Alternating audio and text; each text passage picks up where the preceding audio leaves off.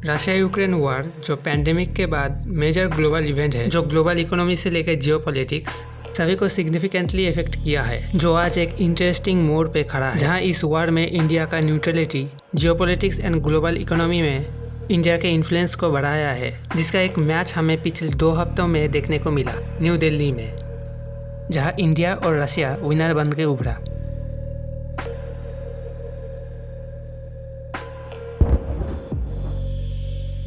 Russia का Ukraine invasion swiftly नहीं हुआ, फिर भी रशिया ने यूक्रेन को जितनी भी नुकसान पहुंचाया उससे ज़ेलेंस्की सॉफ्ट हो चुके हैं। इस्तांबुल मीटिंग के बाद Ukrainian president Donetsk and Luhansk region को लेके कॉम्प्रोमाइज़ करने को राजी हो गए, जहां इवन क्राइमिया को लेके भी कॉम्प्रोमाइज़ करने को राजी हुए। जो रशिया का 4 डिमांड यूक्रेन का डिमिलिटराइजेशन,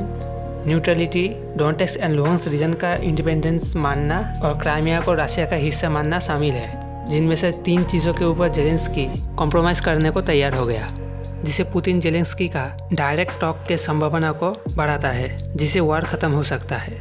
इस वॉर में रशिया यूक्रेन दोनों ही कैजुअलिटीज़ झेल चुके हैं, जहां यूक्रेन सरप्राइजिंगली रशिया के फोर्स को, जहां वेस्ट से लगातार आधुनिक हथियार यूक्रेन को मिल रहा है, जबकि पोर्ट सिटी मैरियोपोल रशिया के अंडर आ चुका है, जिसके बाद क्राइमिया से डॉनबास रीजन का पूरा इलाका रशिया के कंट्रोल में आ चुका है, जो पुतिन कभी भी नहीं देने वाला।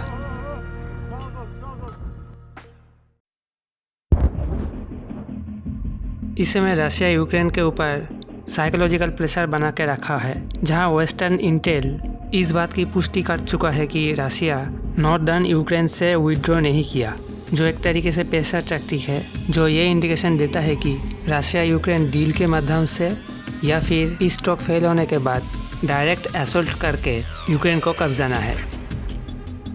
जहां Ukrainian army along with western machineries force जो यूक्रेन में लड़ रहे हैं, रशिया का हेवी डैमेज देखते हुए इन लोगों का मोरल अभी भी हाई है, और इस मोरल को तोड़ना ही रशिया के मेन ऑब्जेक्टिव है। जहां वेस्ट स्पेशली अमेरिका यूक्रेन के ऊपर रशियन विक्ट्री को कभी नहीं मानेगा, चाहे वो पीस टॉक से हो या फिर डायरेक्ट असॉल्ट से हो।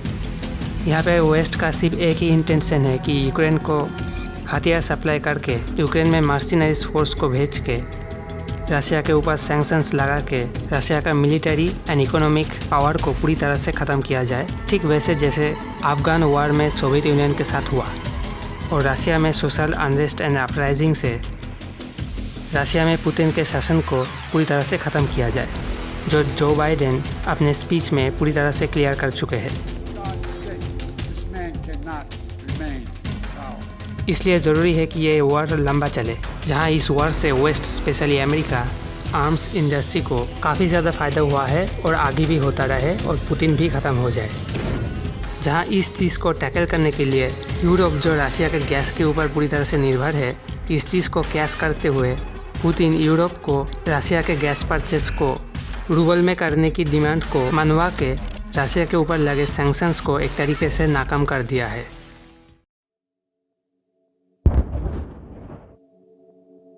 भारत का ये न्यूट्रल स्टैंड ही है जो भारत को बेस्ट ऑफ अपॉर्चुनिटीज ला के दिया है। इस वॉर में भारत रशिया का रिलेशनशिप और भी ज़्यादा मजबूत हुआ है, जो इस हफ्ते आए रशियन फॉरेन मिनिस्टर लैवरोव और मोदी के बीच मीटिंग से क्लियर होता है, जहां वेस्टर्न फॉरेन ऑफिशियल्स जो इस वॉर में भारत का हाथ रशिया से छुड़वाने के लिए न्यू दिल्ली आए थे, मोदी से मीट करने का सौभाग्य नहीं मिला, जबकि बहुत से देशों के फॉरेन मिनिस्टर्स भारत के इस न्यूट्रल स्टैंड के ताकत को समझते हुए भारत से डील करने के लिए आए, जो जियोपॉलिटिक्स में भारत का जो बढ़ता हुआ इन्फ्लुएंस है उसको दिखाता है।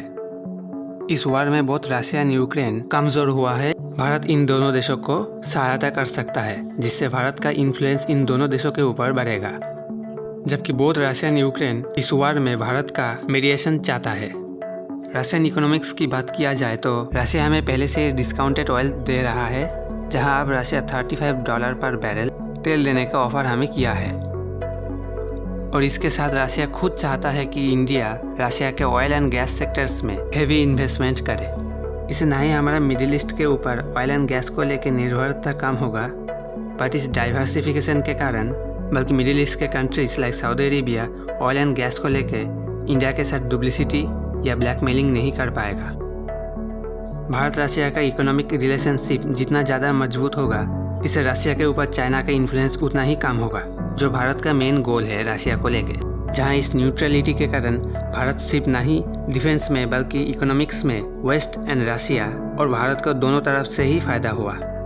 रशिया एंड यूक्रेन जो respectively top 5th wheat exporter है पूरी दुनिया में, जबकि रशिया यूक्रेन वॉर के चलते इसका फ़ायदा उठा के भारत ग्लोबल 25% व्हीट मार्केट को परमानेंटली डोमिनेट कर सकता है, जो अभी टेम्पोररीली कब्जा करके रखा है। इस वॉर में ग्लोबल ऑयल क्राइसिस से लेके फूड क्राइसिस इन दोनों से इफेक्ट ना होके इन दोनों को ही एज ए अपॉर्चुनिटी लेके इन दोनों सेक्टर्स में एंड ग्लोबल इकोनॉमी में भारत का दबदबा कायम कर सकता है। जहां रिसेंट चाइना के पैंडेमिक के कारण एंड चाइना का स्लो होती अर्थव्यवस्था और उसके ऊपर इस वार इंडिया का स्टील एक्सपोर्ट को भी बढ़ा दिया, ठीक जैसे पैंडेमिक के समय भारत ग्लोबल फार्मास्यूटिकल्स मार्केट के ऊपर अपना डोमिनेशन कायम किया।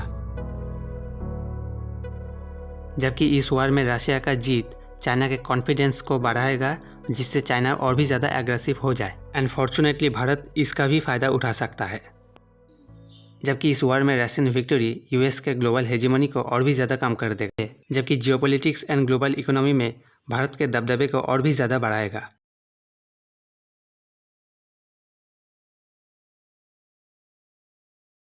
ठीक जैसे दोनों वर्ल्ड वॉर्स अमेरिका के राइज का कारण बना, ठीक इसी तरह से इन सभी ग्लोबल क्राइसिस भारत के राइज का कारण बन रहा है।